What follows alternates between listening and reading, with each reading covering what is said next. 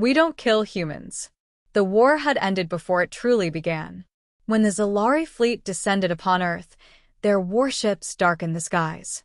Their generals, who had conquered countless planets, saw humanity as just another primitive species to subjugate. But they had underestimated one crucial detail. Humans had rules. "Fleet Admiral, the humans have not fired upon us," a Zalari officer reported, his mandibles clicking in confusion. "Their orbital defenses remain active, but they have not engaged." Fleet Admiral Zyrol narrowed his compound eyes. "Cowards, then." "They fear us." A transmission came through the fleet's command channel. A human voice, calm and composed, spoke in perfect Zalari. "This is Commander Elias Carter of the Terran Defense Initiative. Your invasion fleet has violated our space. Withdraw now, or we will be forced to respond." Zyrol let out a low, guttural hiss of amusement. "Bluffing, of course," he said to his officers. "Humans are weak. We attack at once." The Zalari fleet unleashed their weapons. Beams of searing plasma rained down upon the Earth, targeting military installations, expecting a swift and decisive victory. They did not expect what came next. Their weapons failed. Not a single impact reached the surface. The plasma dispersed harmlessly in the upper atmosphere, redirected and absorbed by an unseen force. Zyrol's mandibles twitched in shock. "Impossible! What have they done?" Commander Carter's voice returned, unshaken. "We don't kill them," he said, "but we don't let them die either." Then, in perfect synchronization, every Zalari warship shut down.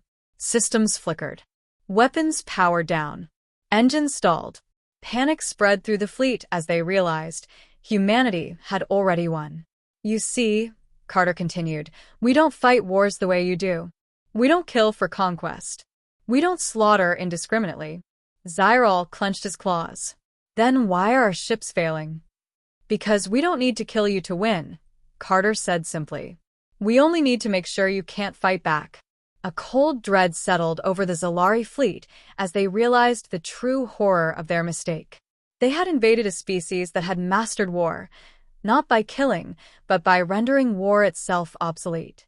One by one, the Zalari ships were forced to retreat, to return to their homeworld as a broken fleet. No lives were lost.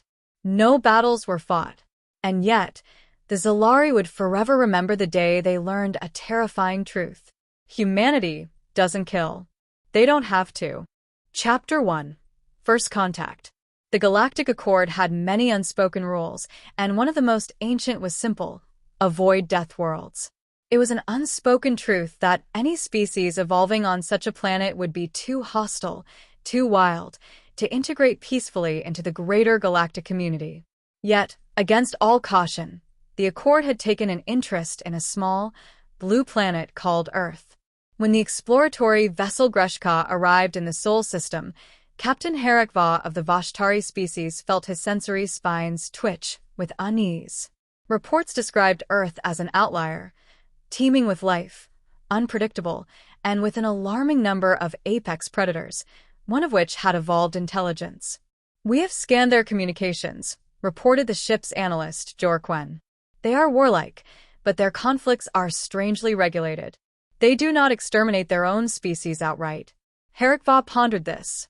Most warlike species, upon achieving spaceflight, either destroyed themselves or became galactic threats. But humanity, these humans, had a baffling resilience and, more curiously, an aversion to extermination. "Open a channel," HFY ordered. Moments later, a human appeared on their screens, their strange eyes filled with a mix of curiosity and wariness. "This is Captain James Holden of the United Nations Space Command. Identify yourselves." HFY hesitated. The words were not overtly hostile, yet there was a weight to them, an underlying tension. "We are representatives of the Galactic Accord. We come in peace." The human studied them for a long moment before responding. "Good to hear. Let's keep it that way." Chapter 2. The Incident. For weeks, the interaction between the Galactic Accord and Earth proceeded with careful diplomacy. Humanity was technologically behind but made up for it with sheer ingenuity. The council members had begun to see them as an anomaly, brutal in history, but tempered by an almost irrational moral code. Then came the Ivran incident. The Ivran were a militaristic species, known for their scorched earth tactics. Upon hearing of humanity's existence, they saw an opportunity, conquering a fledgling species before they could become a threat.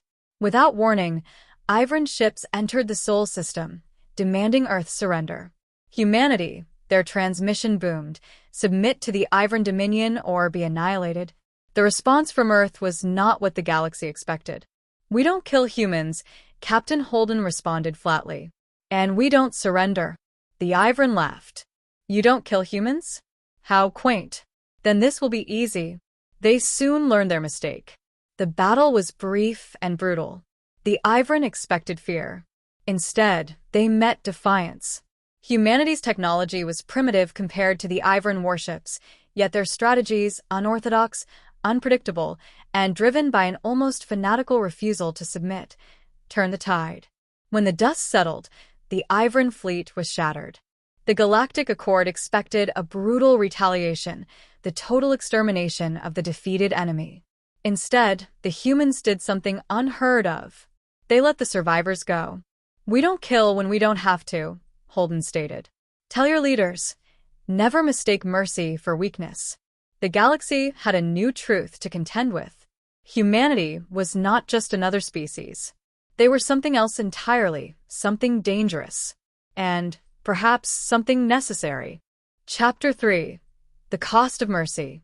Captain Elias Vance watched the alien warlord writhe on the cold steel deck of the Resolute, his wounds seeping blue ichor. The bridge was silent except for the ragged breathing of the defeated Yelzir commander, his forearms twitching with pain. The battle had been won. The Yelzir had attacked, expecting an easy victory against the primitive humans. Instead, their fleet had been shattered, their flagship captured. Elias knelt beside the alien, his expression unreadable. "Why?" he asked. "Why attack us? We extended our hand in peace." The Yelzir commander bared his needle-like teeth. "Because peace is an illusion. Your kind is different. You don't kill your enemies when you should. That makes you weak." Elias exhaled through his nose, his fingers tightening into fists. "Weak? We annihilated your fleet, took your ship, and you're lying here helpless." The alien laughed weakly. "And yet, I live. No Yelzir commander would ever leave an enemy breathing. But you humans, you hesitate. You value life too much." The bridge crew exchanged uneasy glances. They had seen what the Yelzir did to prisoners. They didn't take them. Elias stood up. "You mistake our mercy for weakness. We don't kill unless we have to." He turned to his XO. "Get him to the medbay. Secure him." The Yelzir's mandibles twitched in disbelief. "Mercy will cost you. One day, you will regret it." Elias stared down at him. "Maybe. But that day isn't today." Chapter 4. A Debt Paid in Blood. The negotiations were a disaster. The Yelzir High Council had refused to surrender, emboldened by the survival of their commander. The human fleet stood ready to strike, but Elias was hesitant. He had hoped their mercy would lead to peace. Instead, it had only bought the enemy time to regroup. "Captain, incoming transmission from the Yelzir," said Lieutenant Zhao. "It's him." The screen flickered to life, showing the gaunt face of Commander Zircon, now fully healed.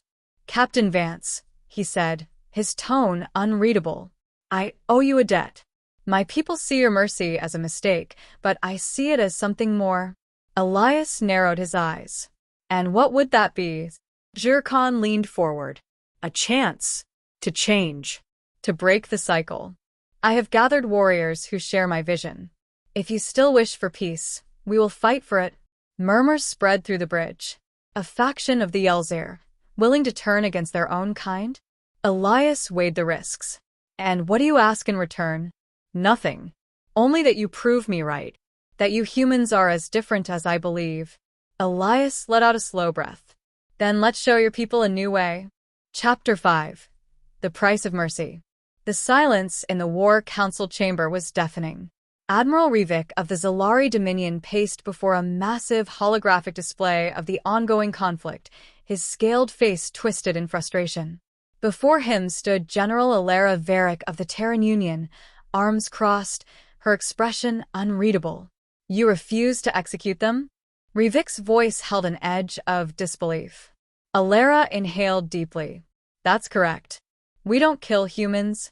Rivik let out a hiss, slamming a clawed hand against the control panel, causing a flicker in the projection. "They are traitors. They conspired with the Keth Dominion." Alara met his glare. "And they will be tried, not summarily executed. Justice is not revenge." Rivik took a slow step forward, his tail flicking in irritation. "Your mercy will be your undoing, Terran." She didn't flinch. "Perhaps. But we will not become monsters to win this war." The chamber fell silent once more. The other assembled officers, both human and alien, exchanged uneasy glances. They all knew what was at stake. The Keth Dominion had unleashed biological weapons on Terran colonies, and retaliation had been swift. Now, captured human defectors presented a dilemma that exposed a rift in the war coalition. "If you will not execute them," Rivik finally said, his tone low and dangerous, "then what do you propose?" Alara pulled up a list of names. "They will face trial under Terran military law. Those found guilty will serve life sentences. Those who were coerced will be rehabilitated." Rivik bared his teeth. "You risk everything for weaklings and traitors. Your kindness will make you prey." Alara smirked. "Then let them underestimate us." Hours later, Alara found herself in a secure holding facility. Rows of prisoners, humans in tattered uniforms, stared at her with a mix of fear and defiance. Among them stood Colonel Eric Vall, a man who had once fought beside her, before defecting. "I don't expect you to understand," Vall muttered, his wrists bound. "But the Keth offered survival." Alara studied him. "At what cost?" He laughed bitterly. "At the cost of our souls. But survival nonetheless." She exhaled, watching him closely. "You'll face trial. Some of you will never see the stars again." Vall's gaze darkened. "And the Keth?" Alara's expression hardened. "We don't kill humans. But the Keth? They won't be so lucky." Chapter 6: The Longest Night. The first explosion rocked the orbital station just past midnight. Alara shot awake, her instincts honed from years of combat. The station's klaxons wailed, and the dim emergency lights flickered ominously. She reached for her sidearm, throwing open the door to her quarters. The corridor was already filled with soldiers and engineers, moving in coordinated urgency. "Status," she barked, falling into step with Captain Hiro Tanaka, her second in command. "Saboteurs," Hiro reported grimly. "A strike team infiltrated the lower levels. We have breaches in multiple sectors. We're still assessing the damage." "The prisoners," she demanded. Hiro's expression darkened. "Some have been freed. Others executed by the infiltrators. We suspect Keth sympathizers." Alara clenched her jaw. "Containment protocols? Already in motion. Security teams are engaging the intruders, but they're well-equipped. We need to assume this is a full-scale assault." The floor rumbled beneath them, another explosion signaling further destruction. Alara activated her communicator. "All units, this is General Varric. We are under attack. Lock down vital systems and eliminate all hostiles. No quarter for Keth forces." A chorus of acknowledgements filled her earpiece. Turning to Hiro, she nodded. "Let's end this." In the station's brig, Colonel Vall pressed himself against the cold metal wall, listening to the chaos beyond the reinforced doors. His fellow prisoners murmured in fear, some hopeful, others resigned. The door hissed open, and two figures in dark combat armor entered, their weapons raised. "Colonel Vall," one asked, voice modulated by a helmet. Vall stood slowly, sensing something beyond the obvious. "Who's asking?" The soldier stepped closer. "Not all of us agree with the Keth. If you want a second chance, take it now." Vall hesitated, but only for a second. "Get me a weapon." Minutes later, alarms blared as Vall and a handful of former defectors stormed the corridor, gunning down Keth infiltrators. Redemption, however, came with a steep price. At the heart of the battle, Alara found herself pinned behind a fallen bulkhead, trading fire with a squad of Keth commandos. The reptilian aliens moved with terrifying efficiency, their plasma rifles carving through Terran defenses like a hot knife through steel. Then, through the haze of battle, she saw Vol. He had taken a hit, his left arm scorched from a close-range blast, but he kept fighting, covering her flank with precise shots. The betrayal of the past faded in the face of shared survival. "Still alive, generals?" Vol called over the din. She smirked, firing another round. "I don't die easy." Together, they fought their way through the chaos, driving back the Keth strike team. But the battle was far from over. As Alara pressed forward, she knew one thing for certain. Tonight would be the longest night of their lives. Chapter 7. The Unbreakable Pact. The glow of the War Council's holographic display flickered across Captain Elias Mercer's face. The United Earth Forces had done the impossible, held off the Zelari Dominion at Titan's edge. But now, a new challenge loomed. Admiral Velith of the Zelari had requested an audience under a flag of truce. Elias studied the incoming transmission. The Zelari had never asked for diplomacy before.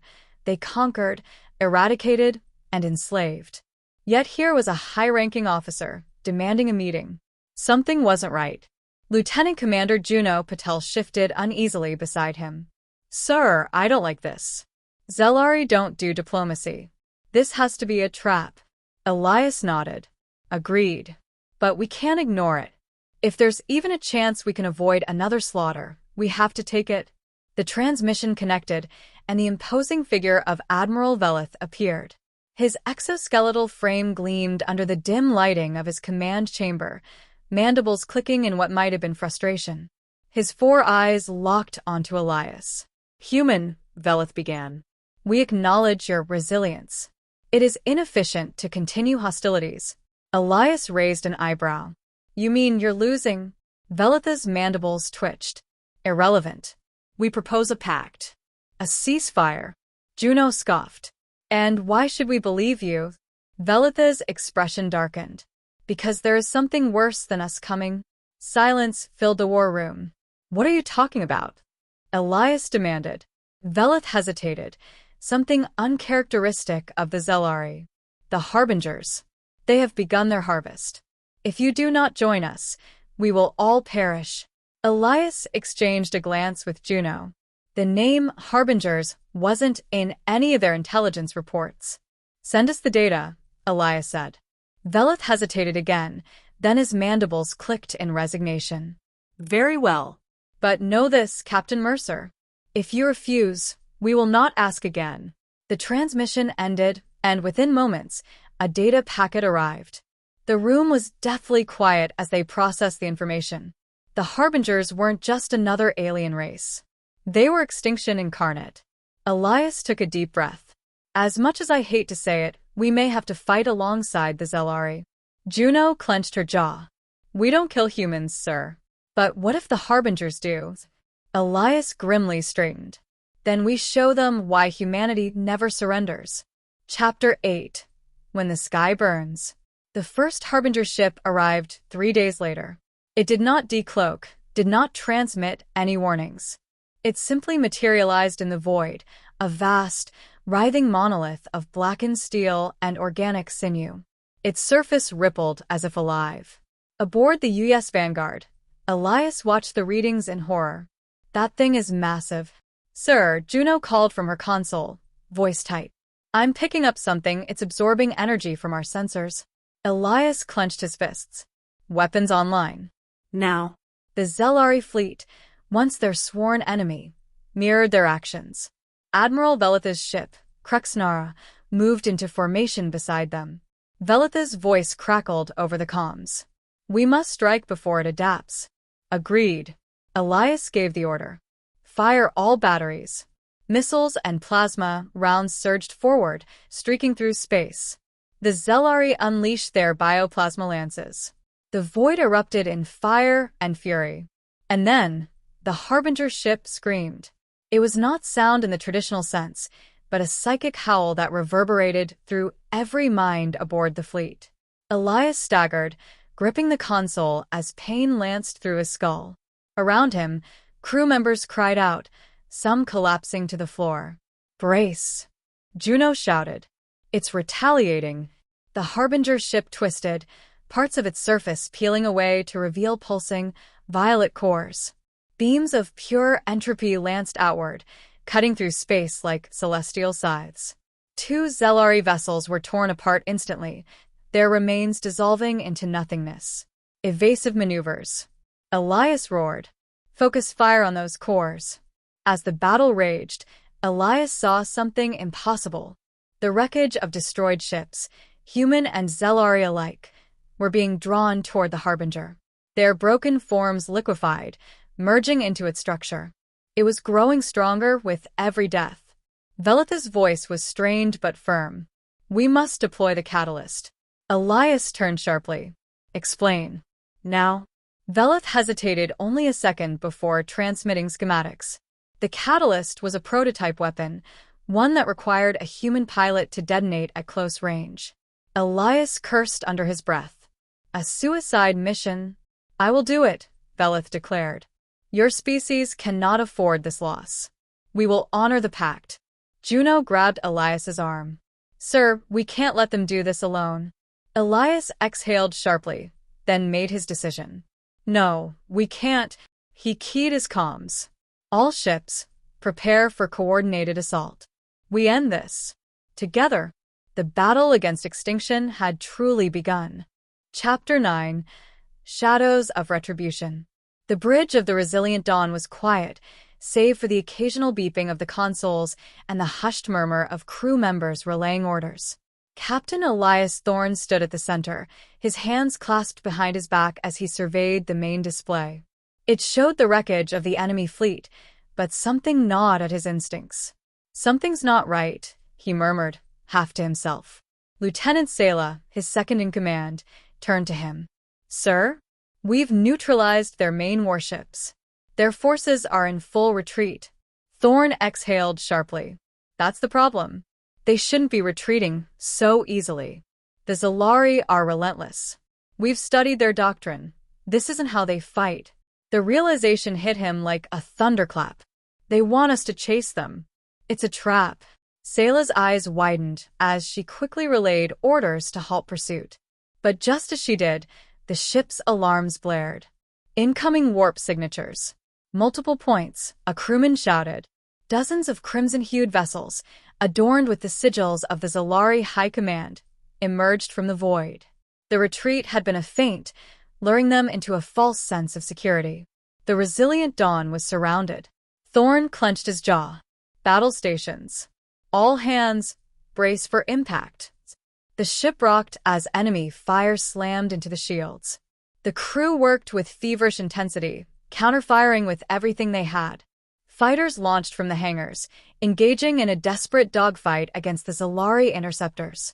The bridge became a cacophony of orders and status updates, but through it all, Thorne remained focused. "We need an out. Tactical. Find me a gap in their formation." Lieutenant Aaron, the ship's tactical officer, rapidly analyzed the battlefield. "Sir, there's a weak point on their starboard flank, but we'll need to divert power from shields to engines to break through." Thorne nodded. "Do it. Helm, full thrust. Punch through before they can close the gap." The Resilient Dawn lurched forward, cutting through the enemy line like a blade. The Zelari forces scrambled to react, but it was too late. As they emerged on the other side, Thorne ordered an immediate hyperspace jump. With a final, blinding flash, they vanished into the void. As the ship re-entered normal space, the tension on the bridge slowly ebbed. But Thorne knew this was far from over. "This war is about to take a turn," he said grimly. "And we're not done fighting yet." Chapter 10: The Cost of Mercy. The Resilient Dawn limped into orbit around Outpost Jericho, its hull scorched and battered from the battle. The crew was exhausted but alive. Repairs commenced immediately, but Thorne had more pressing matters. He made his way to the war room, where Admiral Rourke awaited him. "Captain," Rourke greeted, eyes flickering over the reports in his hands. Hell of a fight you had. More than just a fight, Thorn replied. It was a warning. The Zalari are adapting. We nearly walked into their trap. Rourke nodded. We've been underestimating them. We assumed their honor-bound traditions made them predictable. But if they're willing to use deception, then they've changed. Thorn frowned. Or someone else is guiding them. Rourke's expression darkened. You think there's another force at play? It's a possibility we can't ignore. Before they could continue, an officer entered the room. Sir, we have a situation. Zalari survivors from the battle have been recovered. One of them is requesting to speak with you personally. Thorn and Rourke exchanged glances. Bring them in. Minutes later, a restrained Zalari warrior was led into the room. His armor was cracked, his face bloodied, but his eyes burned with defiance. Captain Thorn, the alien rasped. We need to talk. Thorn folded his arms. Talk? After your people tried to kill us? The Zalari chuckled bitterly. Your people are known for saying, we don't kill humans, and yet, you do not hesitate to kill us. Thorn's gaze hardened. This is war. You attacked first. We defended ourselves. And yet, I stand here because your men showed mercy, the Zalari countered. Your kind has a choice. But the ones leading us, they do not. Thorn leaned forward. What are you saying? The alien's jaw tightened. The High Command no longer acts alone. There is someone whispering in their ears. We are being forced into this war. Rourke exhaled sharply. Damn it. Thorn looked at the alien carefully. If you want to stop this war, we need proof. Are you willing to help us? The Zalari hesitated, then nodded. If it means saving my people, yes. Thorn turned to Rourke. Then we have a new mission. We find out who's pulling the strings, and we stop them before this war consumes us all. The fight wasn't over. It was only just beginning.